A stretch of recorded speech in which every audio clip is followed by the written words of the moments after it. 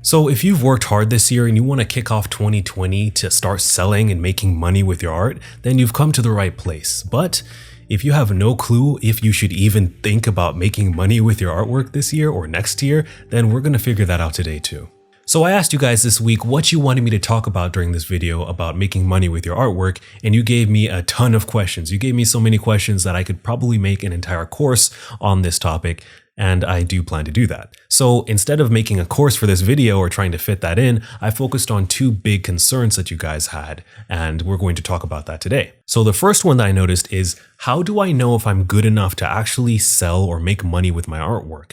And the second is, how do I actually get work? Where do I actually get money to come to me from me doing artwork? So after talking about those two topics, I'm going to tell you about what I do so that I'm actually able to support myself full time as an artist. So basically, if you want to know if you're good enough to make money making artwork, you need to follow the 5 art rules. And yeah, I made them up, but I believe they are very important. And the only type of artwork that sells that doesn't follow these rules or laws is this type of artwork. And yeah, you and I aren't doing that type of artwork. That type of artwork sells for millions of dollars every year, and we all know that it's just rich people using it to move money around under the radar. And many of the times, those artists don't even see that money. So we're not going to talk about that type of artwork. We're going to talk about the type of artwork that you and I see every day on TV and on the internet that we want to make, that has inspired us to be creative as well. So these 5 laws are going to be in order from the most difficult to achieve to the least difficult to achieve. And you don't need to have all 5 of them to sell your work, but you need to have at least one. So the first law is to have a personality or established brand in association with your artwork, or an established name or famous name or something. So this is the most difficult because it takes a long time to achieve.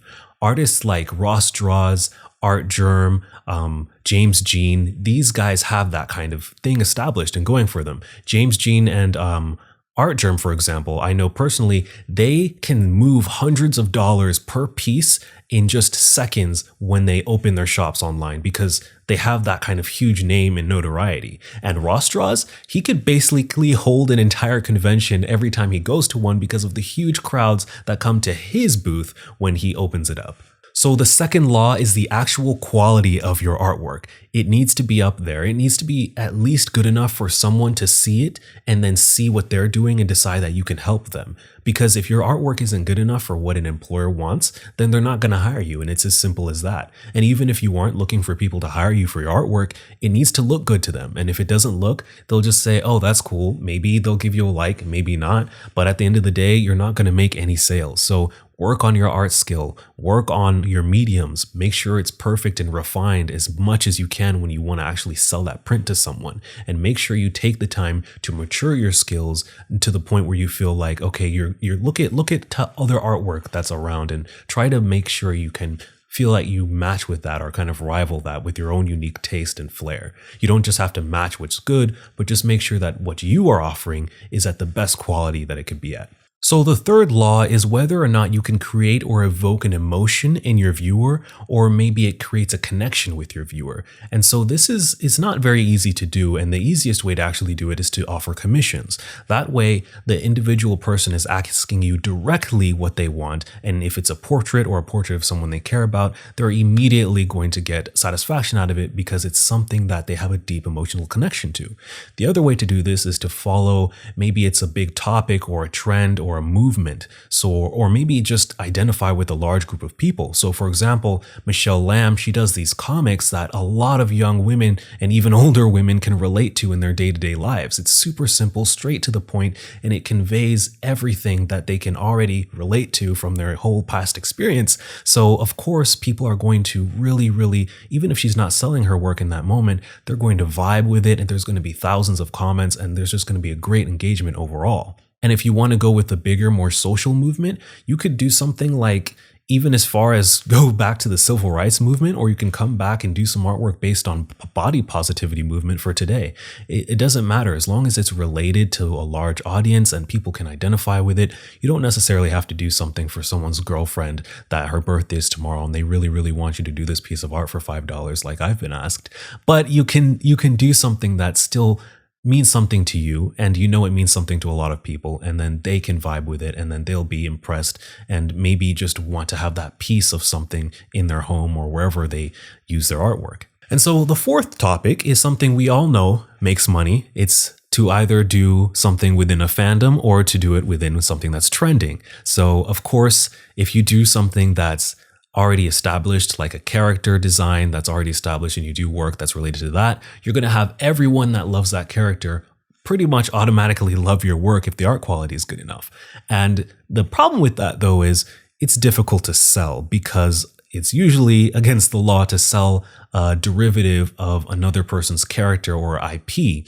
But there are ways to kind of get around that. For example, the artist Cause gets around that, and he has made a lot of money and become very, very huge because of that. But you can also focus on trends. And so one of the biggest trends that I've been a part of is the Instagram trend. Pretty girls, big lips from Pinterest, put flowers everywhere. There you go. You've got yourself a huge pool of people to pull from that were going to automatically love your artwork, especially if you use graphite pencil or colored pencils to do that kind of stuff. You put that on Instagram, you're good to go. You're building an audience, and you're definitely going to get a lot of portrait commissions. But, you know, it's a trade-off because usually it's not really what you want to be doing. But if you do want to do that, then that's great. It's an easy trend to follow. And then you can also follow temporary trends like, okay, this movie is going on. Maybe it's the holiday season, so you do something related to the season and you get sales that way. It's a lot bigger than just doing a character. So I'm sure you can use that to your advantage if your skill isn't really where it needs to be or you are a new artist. And the fifth law is access denied. So this law is something I don't really want to talk about on my channel because I don't want to get demonetized, but I'm going to tell you what it is. It's basically a method, especially when combined with the art quality law and the law with fandoms. If you combine it with those two, this fifth law can really drive a lot of attention to your work. However, there's one caveat because it's the only law that's going to alienate you from a large portion of your audience, and that's just going to be something that you have to decide if it's worth it or not. However, this law is so powerful that it can make you a lot of money. I personally know, and I think many of you know her as well, she is probably one of the wealthiest digital artists in the world, and she combines these laws, and her name is Sakimi-chan. And yeah, just check out our Patreon. She's making bank. So if you want to dabble in this law, you can tease it out a little bit. You don't have to go all the way to the far end. You can kind of hang around in the middle, and you can use it to drive sales and build an audience fairly quickly. Okay, so let's actually start talking about how do you actually make money as an artist. And so there's three main ways to earn a living as an artist. And so the first is to work in a corporate environment and to actually have a stable, quote unquote, job as an artist.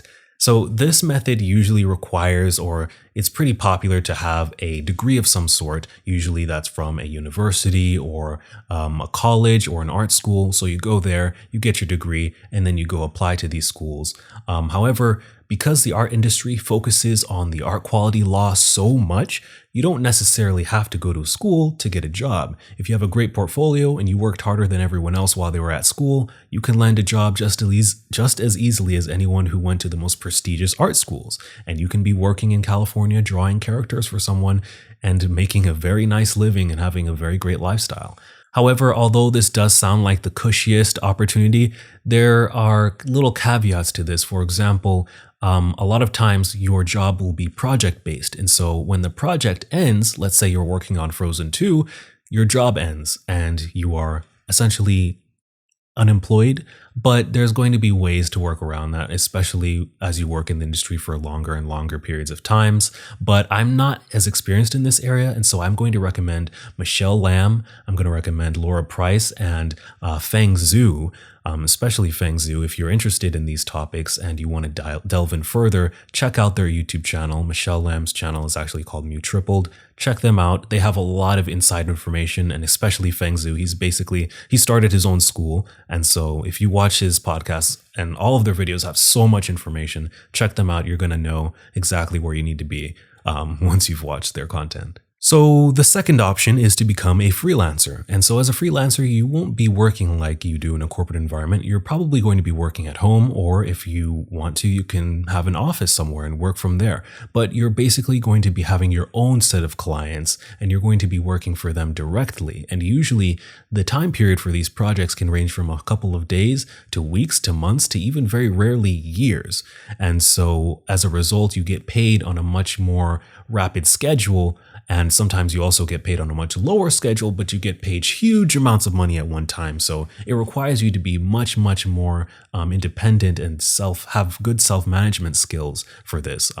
But again, if you don't have a client, you basically don't have a job. So it's all about building up those clients, building up your portfolio, building up your contacts and your connections to really establish a good career flow and good cash flow with this industry. Now, as a freelancer, you're really going to want to make sure you have a way for people to find you as a beginner, because people are just going to have to find you, and you need to put yourself out there in order to land those clients. So the biggest way to do it is to just create an audience that's big enough for you to start having your artwork show up everywhere online.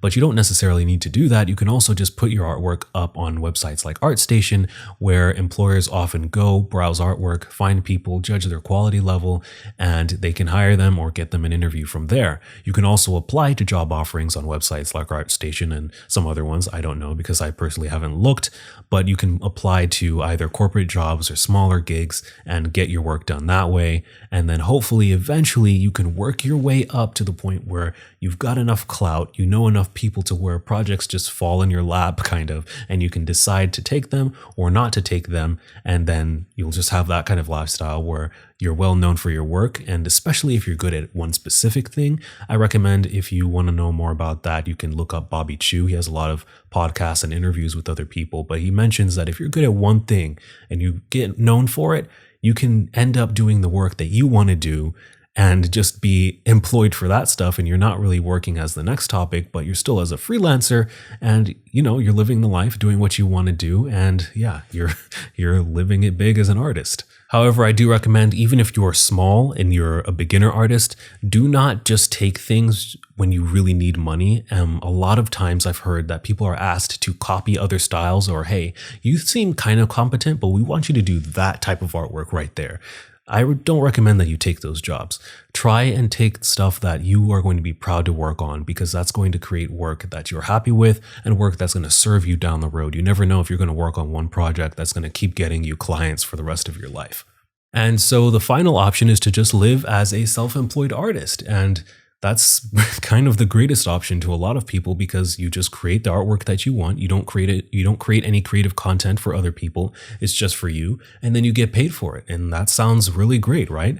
But we also know this. Everyone knows that being an artist, quote unquote, is the only way to make money as an artist. And so we hear about artists that are starving artists, trying to go from gig to gig, trying so hard to get their work and sell it in a gallery, and they end up living a lifestyle that's worse than living from paycheck to paycheck. So that's why in today's world, I don't even want to say the 21st century, it's like the past 10 to 5 years or 5 to 10 years, we've become aware that becoming a entrepreneur or developing entrepreneurship skills in addition to your skills as an artist is really going to take you further and completely separate you from a lifestyle of struggling to a stable lifestyle, or even a thriving lifestyle where you're working on your artwork. You can get to the point where people sponsor you just to create your work in turn for small perks here and there, or something that's basically the same as you creating your work itself. You can also get to the point where people are sponsoring you to use their products so that you're able to get commission from them, and then you're also getting free product that allows you to create the work that you need to create.